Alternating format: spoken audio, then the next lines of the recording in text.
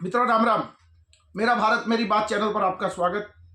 आज हम बात कर रहे हैं जो प्रचंड जीत हुई है जो एनडीए की मोदी और नीतीश के नेतृत्व में बिहार में, उस विषय को लेकर, क्योंकि इस पर अलग अलग रील इसका विश्लेषण होगा ही, क्योंकि मैंने पहले भी 2-3-4 वीडियो इस पर बनाई थी और मैंने वोट प्रतिशत बताया था और कहा था कि किस तरह से एनडीए की जीत होगी और कांग्रेस का कितना बुरा हाल होगा।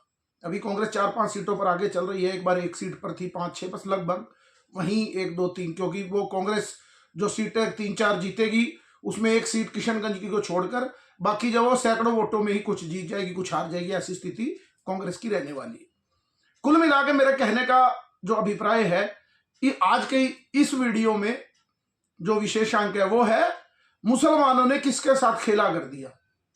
मैंने अपने वीडियो में बताया था, मेरे कई मित्र भी हैं वो मुझसे बार बार चर्चा करते थे और टीवी डिबेट पर भी आपने देखा होगा, एक चिराग पासवान को लेकर और एक ओवैसी को लेकर कहते थे कि ये बिल्कुल मामला इनका फेल रहने वाला है। ओवैसी के 4 विधायक चले गए थे और वो इस बार ओवैसी वो फैक्टर नहीं रहेगा और मुसलमान जो वोट है वो इंटैक्ट रहेगा महागठबंधन की ओर। ये हमें भी पता था कि वो मुसलमान ने केवल बीजेपी को हराना है, लेकिन मैंने अपने मित्रों को भी पर्सनल, परसों भी हम बैठे थे, कल भी बैठे थे चुनाव, मैंने कहा देखना कि ओवैसी के आदमी 4-5 सीट जीतेंगे।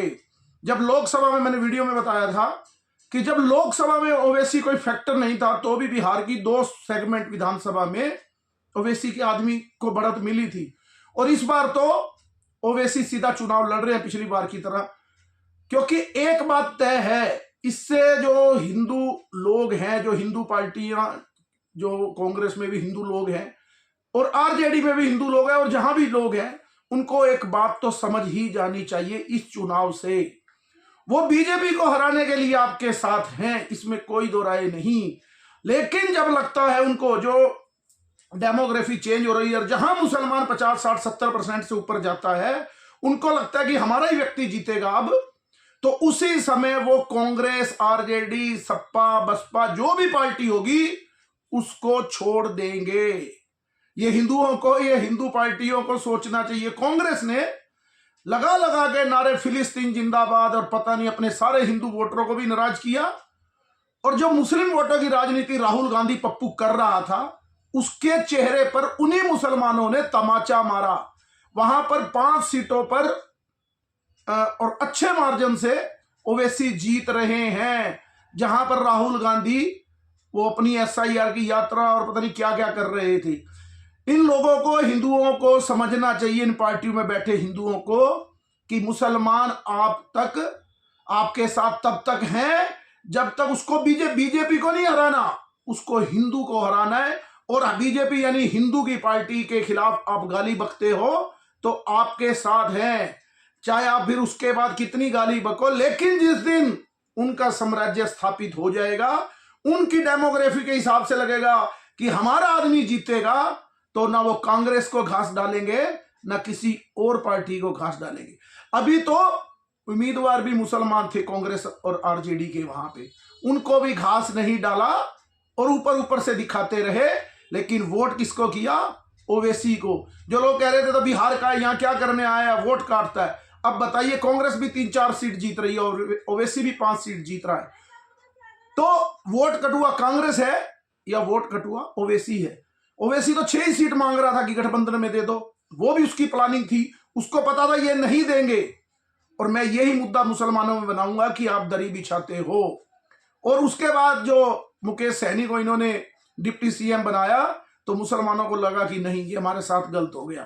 तो मेरे कहने का अभिप्राय, आज की रील में एक एक विषय पर इस चुनाव की डिटेल में चर्चा करेंगे, कुछ व्यस्तता भी है लेकिन करेंगे चर्चा एक एक बात पर। लेकिन मेरे कहने का अभिप्राय कि हिंदू को इस चुनाव से सीखना चाहिए, और खासकर उन हिंदू नेताओं को जो सपा, बसपा, आरजेडी और कांग्रेस में है, कि आप जिनके सारे राजनीति कर रहे हो, थोड़े दिनों बाद आपकी राजनीति का अंत होने वाला है। ये 200 सीटें महागठबंधन की, एनडीए की ऐसे ही नहीं आई। हिंदू भी आपसे पूरी तरह नफरत करने लगा है और मुसलमान भी। अब यादवों ने भी खेला किया है, बहुत अच्छा वोट एनडीए को मिला ही होगा, क्योंकि आपने इग्नोर किया। मैंने पहले भी कहा था वो होगा। एक यादव लड़का जब वो रामनवमी के जुलूस पर मुसलमानों ने मारा और तेजस्वी ने कोई रिएक्ट नहीं किया, तो वो हिंदू तो वो यादव भी हैं, उनको भी पीड़ा हुई होगी उस क्षेत्र में, इसलिए आरजेडी कांग्रेस का उस क्षेत्र में बुरा हाल हुआ है और उस ओवैसी की पार्टी ने उस चीज से अपना आधार बनाया और वहां पर अपना परचम लहराया है। इसका भी विश्लेषण पूरा जब गिनती पूरी होने के बाद आएगा तो इसको ध्यान दिया जाएगा। मेरे कहने का यही अभिप्राय है कि वो आपको दाना डाल रहे हैं, लेकिन जब थाली भरेगी तो वो थाली को उन्होंने ही खाना है।